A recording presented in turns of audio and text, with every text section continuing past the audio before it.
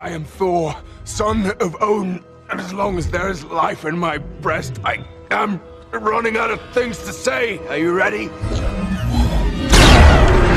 सो hey guys, कैसे हो आप सब। आज की वीडियो में हम बात करने वाले हैं डार्कसाइड वर्सेस रूइन किंग थॉर के बारे में और ये जानेंगे कि कौन सा विंग ज्यादा स्ट्रांग है और कौन किसको हरा सकता है एक बैटल में। यस, डार्कसाइड और रूइन किंग थॉर ये दोनों ही बहुत ही बड़े हेवी हिटर्स है मार्वल और डीसी के।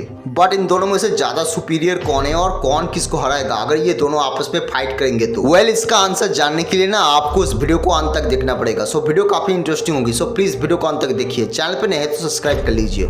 Without wasting any more time, let's get things started. पहले मैं अगर बात करूँ डार्कसाइड की, यूक्सस पहले एक नॉर्मल सा फार्मर हुआ करता था जो कि अकोप्लिप्स नाम के प्लेनेट पे रहा करता था। बट यूक्सस के प्लैनेट्स के जो गॉड्स थे ना वो उनकी जरा से भी परवाह नहीं करते थे। उल्टा वो गॉड्स अपने मजे के लिए यूक्सस के प्लैनेट के लोगों को बेरहमी से मार दिया करते थे। एक दिन यूक्सस को पता चलता है कि बहुत सारे गॉड एक माउंटेन पर रहते हैं। यूक्सस उस माउंटेन पे चढ़ जाता है और वहां पे चढ़ के देखता है कि बहुत सारे गॉड्स सो रहे थे। यूक्सस बड़ी चालाकी से उन सारे गॉड्स को एक दूसरे से लड़वा देता है और वो गॉड्स एक दूसरे से लड़ने की वजह से बहुत ही ज्यादा कमजोर हो जाते हैं उस टाइम पे। और इसी का फायदा उठाता है यूक्सस। वो इन गॉड्स को एक एक करके मारने लगता है और उनकी पावर्स को धीरे धीरे अब्सॉर्ब करने लगता है और उसके बाद वो कन्वर्ट हो जाता है डार्कसाइड में। अब अगर मैं बात करूँ इसकी पावर्स और एबिलिटीज के बारे में, डार्कसाइड बहुत ही ज्यादा स्ट्रांग है। इसकी सारी पावर्स गॉड लाइक है, जैसे इसकी super God like strength. Dark side की फिजिकल स्ट्रेंथ इतनी ज्यादा है कि वो अपनी उंगलियों से सोलर सिस्टम तक को डिस्ट्रॉय कर सकता है। डीसी कॉमिक्स में तो कई बार तो डार्कसाइड की स्ट्रेंथ को सुपरमैन की स्ट्रेंथ से भी बहुत गुना ज्यादा बताया गया है। अगर मैं बात करूँ उसकी ड्यूरेबिलिटी की, उस पर ह्यूमन मेड वेपन्स तो छोड़ ही दो, गैलेक्सी डिस्ट्रॉय अटैक भी उस पर ज्यादा कुछ वर्क नहीं करता। डार्कसाइड बहुत ही ज्यादा ड्यूरेबल है। इसके अलावा भी उसके पास है बहुत ही ज्यादा खतरनाक वेपन जिनको हम कहते हैं ओमेगा बीम। और यकीन मानिए गाइस, ये बीम डायरेक्ट उसकी आई से निकलती है। डार्कसाइड की ओमेगा बीम बहुत ही ज्यादा खतरनाक वेपन है जिसके एक इम्पैक्ट से पूरा का पूरा अर्थ डिस्ट्रॉय हो सकता है। इसके अलावा भी वो बहुत ही ज्यादा फुर्तीला भी है। वो लाइट की स्पीड से 4.5 टाइम मोर फास्टर है।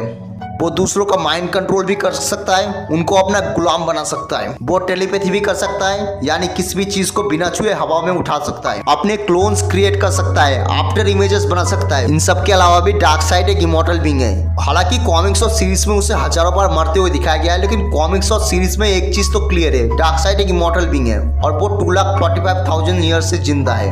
अब अगर मैं बात करूँ रूइन किंग थॉर की, रूइन किंग थॉर का अब तक का सबसे स्ट्रॉन्गेस्ट वर्जन माना जाता है, जिसमें रूइन किंग थॉर पास्ट, प्रेजेंट और फ्यूचर तीनों एक साथ देख सकता है। रूइन किंग थॉर के पास फुल कंट्रोल है ओडिन फोर्स और रूइन मैजिक का, जिसकी मदद से वो स्ट्रॉन्ग से स्ट्रॉन्ग बीइंग्स की उसकी एग्जिस्टेंस से इरेज कर सकता है। यहाँ तक कि वो बड़े से बड़े डायमेंशन के एग्जिस्टेंस को इरेज कर सकता है। अगर मैं बात करूँ इसकी फिजिकल स्ट्रेंथ की, इसने ट्री ऑफ लाइफ को डिस्ट्रॉय किया है जिसमें 10 यूनिवर्स समाये थे, लेकिन रूइन किंग थॉर ने उसे बस अपने एक स्ट्राइक में ही डिस्ट्रॉय कर दिया। इसके अलावा भी उसके एनर्जी ब्लास्ट भी बहुत ही ज्यादा खतरनाक है। कॉमिक में तो एक बार रूइन किंग थॉर के एक छोटे से एनर्जी ब्लास्ट ने 60 से ज्यादा सेलेस्टियल का खात्मा कर दिया था। इसके अलावा भी इसकी स्पीड भी बहुत ज्यादा है। वो लाइट की स्पीड पे ट्रैवल कर सकता है स्पेस में। वो टेलीपोर्टेशन भी कर सकता है, कहीं पे जाने के लिए आप पोर्टल्स को भी क्रिएट कर सकता है। रूइन किंग थॉर ने अकेले डिफीट किया है शैडो गॉड्स को और ये सारे के सारे शैडो गॉड्स बहुत ही ज्यादा स्ट्रॉन्ग थे और रूइन किंग थॉर ने उसे सिर्फ हराया ही नहीं, उनका एग्जिस्टेंस ही जड़ से मिटा दिया था। और रूमर्स के अकॉर्डिंग उनमें से एक shadow God one of the world की शैडो था, उसके पास यूनिवर्सल अवेयरनेस भी है। जब ट्री ऑफ लाइफ को थॉर ने डिस्ट्रॉय किया था तब सारे के सारे एसगार्डियन की एग्जिस्टेंस ही जड़ से मिट गए थे, लेकिन शॉकिंग चीज ये थी कि थॉर तभी भी जिंदा था। वो लिटरली यूनिवर्स के साथ मर्ज हो गया, यानी उसकी सोल यूनिवर्स के कॉन्शियसनेस में मिल गई थी। हालांकि रूइन किंग थॉर की फीट्स तो